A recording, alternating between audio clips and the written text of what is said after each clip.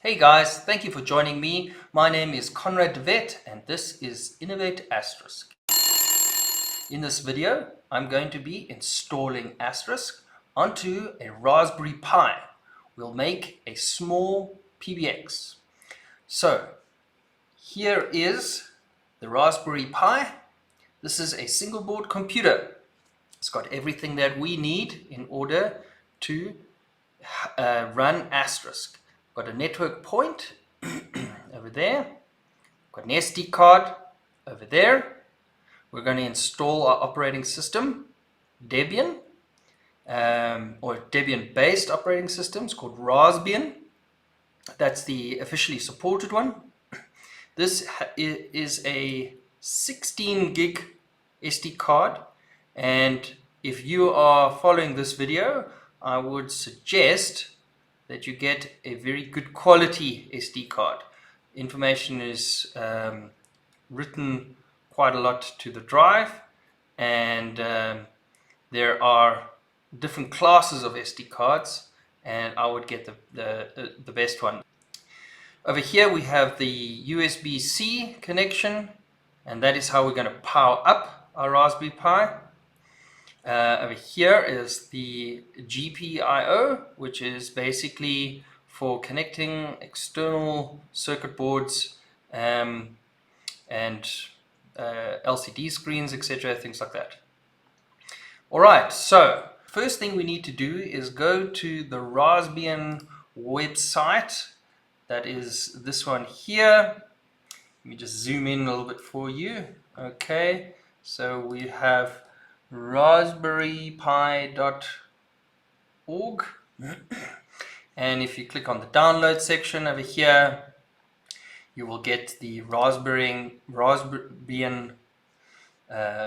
images that you can download. So for this video, we're going to be using the Buster Lite.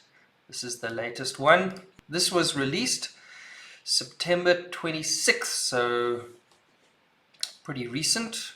Kernel version 4.19, the size is 435 megs. I'm going to download it, but I have actually already downloaded. So you would click on that zip file link down over there and download the file.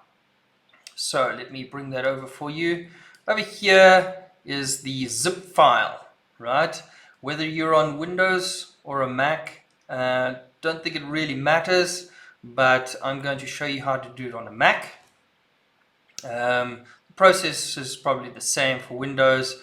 I'll just take you through a guide on how to do that on Windows as well. So this is the zip file. Double click that one to extract it into an image file. That's what you're looking for. You're looking for the image file. We can take this file and delete it for the moment because we don't need it. We have the file. You can see it sits at 2.25 gigs. All right, it is the actual disk image. That image is what we are going to write onto our SD card. Okay, so that takes a small process, and what we're going to do is we're going to use our terminal in order to do that. So I've loaded up my terminal, and there are a set of instructions that we have to do, but before we do that, we have to take this. We have to take out the SD card, and we have to actually insert it into an SD card reader.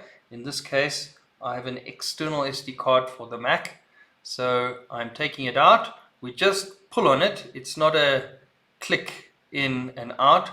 I just pull on it. Just be very careful when you do work with these circuit boards that you don't knock or touch too much these components, because the oils on your fingers and even the static electricity that builds up in your body can affect a lot of this. So holding it like this is kind of fine. You'll notice that I generally hold it on the edges, right? And it's kind of a good practice. Over here is also a good place. I know they're tinker boards, and it's the kind of thing where you've very rarely got it mounted in a case, but in this case, I'm going to hold it on the edges just to be sure. I don't actually have a grounding bracelet, but probably a good idea to have one.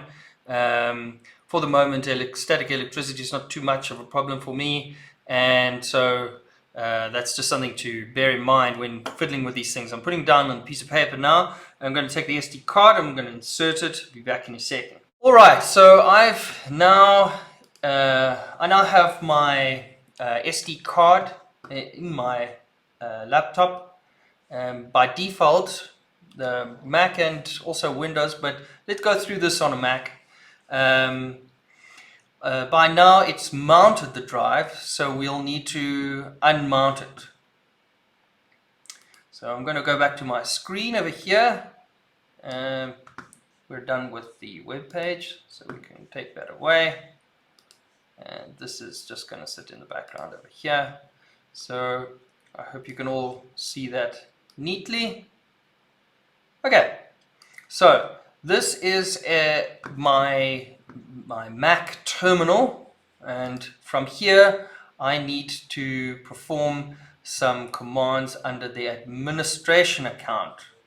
So in order to do that, we need to elevate our privileges to a super user. Now I'm going to do that with the sudo command. We just type sudo su, alright, and press enter.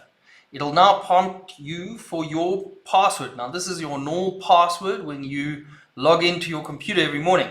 So we type in our password and hit enter. So based on the version of Mac OS that you're using, you'll be landing up with a screen prompt something like this. Now, first we want to do is use the disk util command. So I type disk util. So I'm just going to basically give you some hints along the way. If I start typing on a Mac, disk, and I press tab, you'll see it can actually suggest the applications that are based on the letters that I have started so far. So disk label, disk tool, disk util, and disk util is what we want. So we just need to type the U because that's the character that makes it different to tools and label, and then press tab again and it completes it. Alright, so disk util is the application that we want to do, and the command we want to pass it is list. And when you do that, you will notice that disk 2 is mounted. Remember I said I had put this SD card, 16 gig, into my computer, and it's seeing it as an external physical disk, right? This is our computer disk, Mac HD. Do not want to be formatting that guy. We want to be formatting this guy. Now what we're going to do is we're going to use a command called dd. Now the term dd, data definition, it doesn't really mean anything in this context, but essentially what it's going to do is it's going to byte for byte write the data on that image file that we downloaded onto that SD card. So this image over here, we're going to write onto this SD card that is mounted here in disk 1. So as you can imagine, the command will take one parameter as the image file and one parameter as the disk. But before I do that, I want to just issue one more command just to make sure. So I'm going to go to disk tab util, right? And then I'm going to say unmount, because with this disk mounted, we don't really want to be writing to it while it is mounted. Okay, so I'll just show you over here, my screen. You can see there is the disk on my desktop. Now that means that it is mounted. Now I don't really want it mounted, so I'm going to issue an unmount command. So unmount disk, kind of straightforward. Then I'm going to tell it which disk, dev D tab. Now it'll actually show you, remember tab, it's going to show you which options you can use, and there is the option you want. When you press tab, it's sort of like a bit of a confirmation that you're doing the right thing. So if, for example, I'd made a spelling mistake and said des, something like that, and then a tab, you see it wouldn't be able to suggest anything here. So if I go dev / and then say dis, now it's giving me a suggestion. Okay, maybe tap the tab again, second time, and it will give you those options over there. So what we want to do is unmount the whole disk too. So I'm going to type 2, tab again, gives me no other options, but essentially I'm going to press enter. Now it says unmounted of all volumes of disk 2 was successful. So here you go. My desktop is now clear. My screen, there you go. So now my desktop is clear. I don't have the disk mounted on there anymore. Right, so let's get back to our terminal. Okay, now the dd command. So I suppose I could validate the file as well. So actually, let's just do that. So another command kind of useful is to type file. Now file will want the image file as a parameter. So the path to the file can be quite long sometimes. So I'm going to start by typing where I know it is, and then I'm going to use my tab command just to assist me a bit more. So I'm going to say users, okay, and you see I'm pressing tab there, and then it did the / for me. So now my name, Conrad de Vet, Dropbox, YouTube.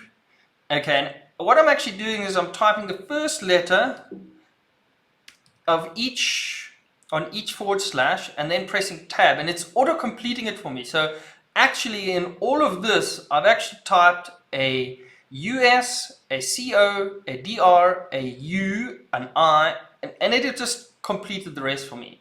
And then installing Asterisk, okay, you can see there's 2 installing. It's going to want you to choose one, so I say installing Asterisk, and then the file. Now the file is 2019. You can see tab again, just completed it for me. .img. Press enter. Right, so it just tells me here that the file is okay. All right, it's telling me all the information about it. It knows that it's image file.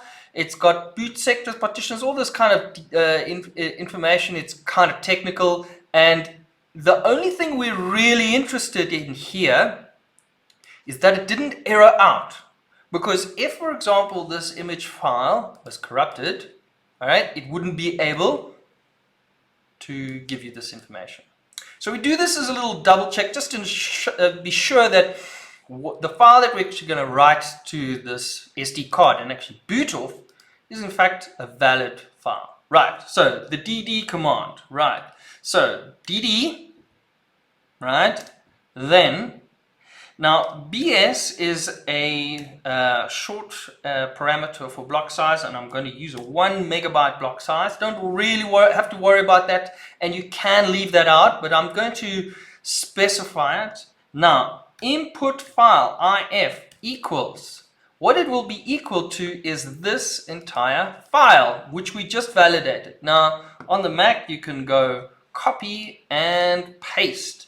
All right, and it's kind of useful. And if you really want to be sure, and sometimes I do this, just knock off a few of the last characters of the file and hit tab again. And then if it can autocomplete the file, well, then you know it's got the right place. So just backspace a few times and press tab, and we know that in order for it to have auto-completed that file, that it was in fact there. But it would be because you just copied and pasted it. But it's a nice little reassurance. Anyway, so there I've got my image file. Now I go OF for output file. Now it's not really a file, but here we go. It is dev. Again, I'm going to go DE, and it's going to autocomplete it for me. Disk, okay, and it's wanting to be on disk 2. Now that is how you write it, no further forward slashes or anything like that. But if you went tab and tab again, it would suggest all the disks that it could write to. But we know we're working with disk 2, right? So I'm going to hit 2 and enter. Now this operation takes a little time, right? And there's no indication that it's actually doing anything, all right? It just sits there on the screen. So there's my screen, and what you will know, and the reason why you'll know it's busy, is because the cursor hasn't advanced to the end of the hash. Can you see that? It's right on the wall, essentially, on the left-hand wall. Right, so it doesn't say SH 3.2 hash, or whatever your computer is saying at the moment. It's just sitting there, but it is actually writing to the disk. It's a bit of an oddity about this program, I guess, and computers in general, but it's busy doing it, it's just not indicating it. So let's skip ahead.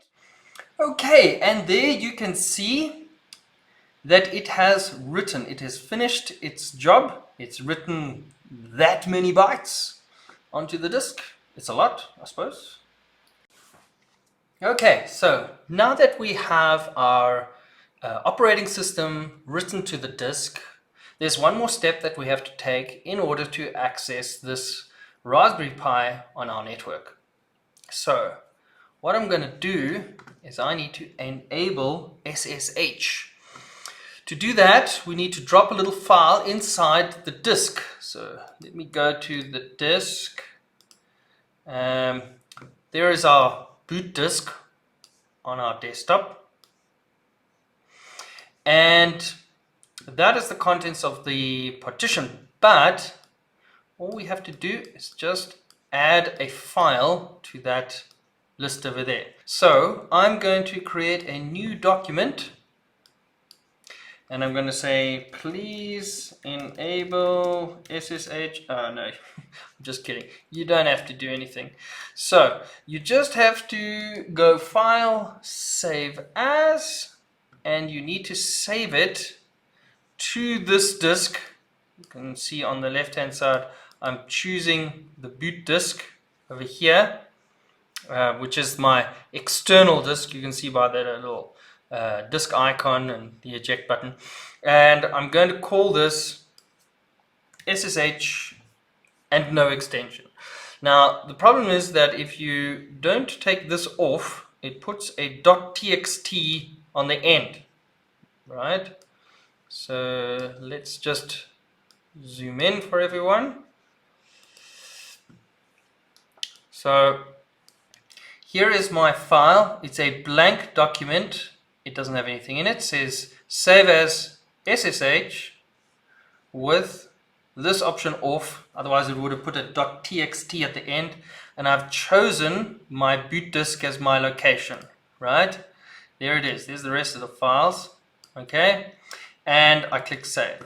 So what that will do is it'll take this file. Now I can close that. And it will put it in. There it is. SSH. Right, no extension, just on the root directory over here. That's it. What that does is it enables SSH on the boot up, all right, and then deletes the file. So it just enables SSH, because otherwise, without a monitor and keyboard, we wouldn't be able to enable SSH. So what that does is enables SSH. And by default, when it starts up, it is now enabled. Right, that's it. Now we can eject the disk and put the disk into the Raspberry Pi. So here's the disk. This is what we wrote to. I'm going to take that and put it in the back. Just firmly put it in. You can see I'm holding on the side of the USB things, pushing that in there, and that's it. Now we're going to need to have two things at the moment. We're going to need a network point, and we're going to need a power supply. This guy takes a USB-C. Right? Can you see that? This is the Raspberry Pi 4B, model 4B. It says so just over there. All right. That one is powered up with this, right? Before I do that, let me put in the network cable. The reason why I'm putting in the network cable now is that by default, the Raspberry Pi is designed to get an IP address off your router's DHCP. Okay, so whatever your network is, it's going to issue it an IP address, and it's going to be different from yours to mine, and so that's why I'm putting in a network card. Then I take my USB-C cable, right? Just going to be quite firm with this. The reason why I don't want to be finicky here is because I don't want to have a loose connection at this point. So when I push this in here, I want it to be quite firm, right? So if you can imagine, I put it in slowly or loosely, it's sort of going to arc the connection a little bit. But I don't want that to happen. I don't want it to be booted up and then down again, booted up and down again. So in other words, I want to be able to slot this in here quickly and firmly in one shot, because this is the power on at the same time. You understand? There's no power switch. All right, there might be something on your wall, but there is no power switch on this cable. Where's the camera? So this cable doesn't come with a power switch or anything like that. You can get them with power switches, and that is exactly what this address is. But for the moment, by pushing this in, we're switching it on. So let's switch it on. There you go. So the little light came on. It's sort of a bit blown out in this picture, but there's the light over there. Okay. It's glowing white, but it's actually red. I think I'm going to need to get a better camera. But anyway, it's also got a little disc light indicator right next to it. Okay, there are two. There you go, you can sort of see it flashing a little bit over there. One is the disc light indicator, and the other one is the power on indicator. So I'm going to just leave it like that. Okay, and that is the configuration of our Raspberry Pi Asterisk PBX. Now later on in later videos, I'm going to show you how we can make a case, right? So something like this, we can 3D print it. Okay, so there you go, something like that. Don't worry about what that is. There were many iterations to get that right, and you can buy a Raspberry Pi case. You can buy all sorts of cases. They come in all sorts of configurations and looks. Here is, actually this is a Model 3. Okay, pretty standard one. You can see with the little logo on in the front there. Anyway, you can put it in the case right now if you like. I mean, if you went and bought a Raspberry Pi and you have the case, well, put it in the case. That's fine. Some of the other things that we're going to do later in the videos is we're going to really kind of like dig deep into the dial plan. We're going to work with some Amazon AWS integrations. We're going to use machine learning. We're going to use AI. We're going to use speech to text and text to speech and a whole bunch of other things. Might even delve in a little bit of home automation where we can call into our PBX and make it, I don't know, open the gate, close the gate, switch on lights, switch off lights, tie in with Alexa or Alex or whatever Amazon AWS call it, where you work with the API. So that's all sort of coming down the line. Now that we have our Raspberry Pi running the Raspbian operating system, we now can connect to it, because almost everything that we're going to do in this and the subsequent videos are through SSH. SSH is a secure terminal directly onto the computer. You can issue commands on SSH almost exactly the same way as you would if you were typing the commands onto the screen. Now remember, this is Buster Lite. There is no UI, right? We are just on the command line, which is fine for Asterisk and it's fine for the PBX, because that is what we need to be comfortable in. Okay, so in order to find the device on the screen, let me go back to my screen, do a close-up, and I'm going to go to my terminal over here. I need to find the Raspberry Pi. So where is it on the network? We have the network cable in, and my network would have given it an IP address. I can go ARP minus A, and that should be, sorry, minus first. That should give me a list of all the computers on the network, devices, etc. But this gives me the MAC addresses, and unless you're familiar with the MAC addresses, you wouldn't know which one is which. I mean, I can tell you now, but essentially it's something that you would only get familiar with later. And what they've done, which is really quite nice, is they've given you an MDNS entry, which is Raspberry Pi.local. So if I type in ping, which is the general network command for finding or ICMP finding a device on the network, it will basically send out a packet to that device that you ask it to. I'm going to type Raspberry Pi .local. Now remember, all of the MDNS entries are .local. So Raspberry Pi .local will give me a response. Okay, now if your device is not responding from that, it means that it hasn't been given an IP address, or it does not support the MDNS protocol. Generally speaking, in this case, pretty sure you're going to have a pretty regular router, and it's going to give you an IP address of that. If that is not the case, you'll want to go to your own router's web interface, in which case 192.168.88.1, in my case, is the MikroTik router, and I have got a DHCP server over here, and in the leases it's over here. But I already know that my computer is responding, or my Raspberry Pi is responding on this address, so I don't need to really worry about that. But if you are stuck with getting the IP address off your network, that is a place that you can look on your router. Otherwise, you will in fact need to plug in an HDMI connection and go and have a look yourself. So for the moment, standard network configuration should get you a response of Raspberry Pi.local, and there you can see our IP address 192.168.88.85. Again, it is probably not going to be that on your network, so I'm going to keep referring to it as Raspberry Pi.local. So I'm going to go SSH to SSH into my Raspberry Pi. I'm going to say SSH space Pi is the default username at Raspberry Pi.local. Is that right? Raspberry Pi.local.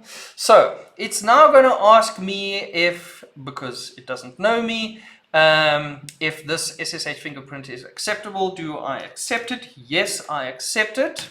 All right, and it's now permanently added, so the next time it doesn't ask you again, but essentially it's asking you for the password. So what's the default password? Well, the default username was Pi.